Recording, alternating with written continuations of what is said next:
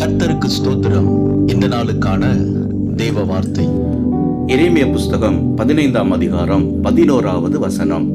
தீங்கின் காலத்திலும் நெருக்கத்தின் காலத்திலும் உனக்காக நான் சத்ருவுக்கு எதிர்பட்டு உனக்கு சகாயம் செய்வேன்.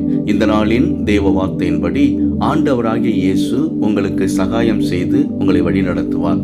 இஸ்ரவேலர்கள் அனைவரும் பயந்த நேரத்தில் பெலிஸ்தியனாகிய கோலியாத் சத்ருவாக வந்தான்.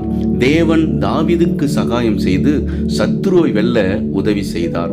அன்பானவர்களே, வாழ்க்கையில் திடீரென வரும் துன்பங்கள், பிரச்சனைகள் மற்றும் நெருக்கடிகள், நமக்கு எதிராக எழும்பும் பகைவர்கள், தீய சக்திகள் அல்லது தடைகள் நம்மை நெருக்கும் பொழுது ஆண்டவர் நமக்கு முன்பாக அரணாக நின்று சரியான நேரத்தில் உதவி செய்து நம்மை பாதுகாக்கிறவராய், சகாயம் செய்கிறவராய் இருக்கிறார்.